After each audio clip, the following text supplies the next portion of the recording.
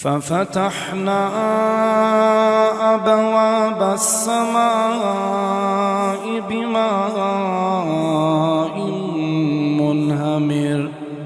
وفجرنا الأرض عيونا فالتقى الماء على أمر قد قدر وحملناه على ذات ألواح ودسر تجري بأعيننا جزاء لمن كان كفر ولقد تركناها آية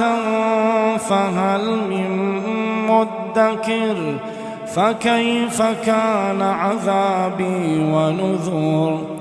ولقد يسرنا القرآن للذكر فهل من مدكر كذبت عاد فكيف كان عذابي ونذر إنا أرسلنا عليهم ريحا صرصرا في يوم نحس مستمر تنزع الناس كأنهم أعجاز نخل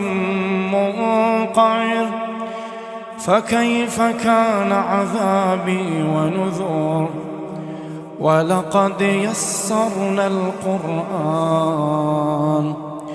ولقد يسرنا القرآن للذكر فهل من مدكر كذبت ثمود بالنذر فقالوا أبشرا منا واحدا نتبعه إنا إذا لفي ضلال وسعر ألقي الذكر عليه من بيننا بل هو كذاب أشير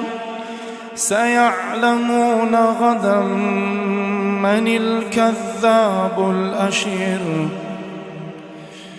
سيعلمون غدا من الكذاب الأشير إنا مرسل الناقة فتنة لهم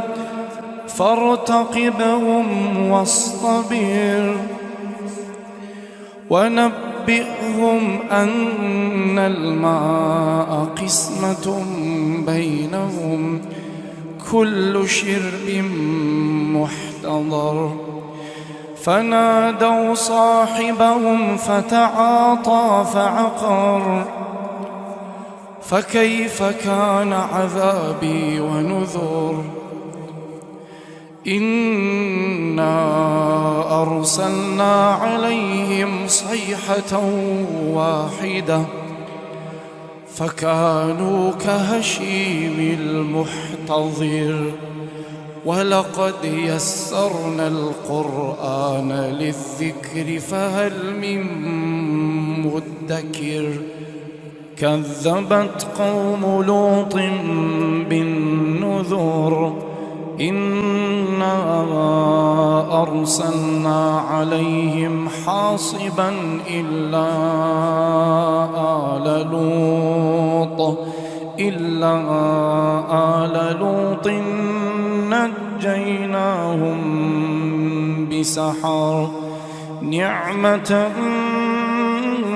من عندنا كذلك نجزي من شكر ولقد أنذرهم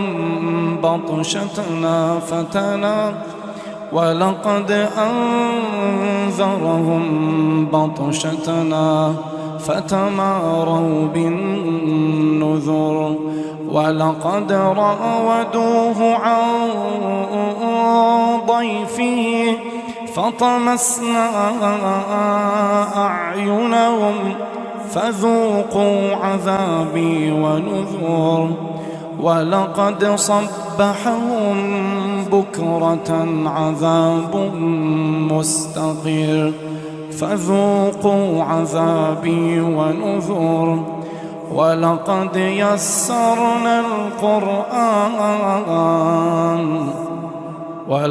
يسرنا القرآن للذكر فهل من مدكر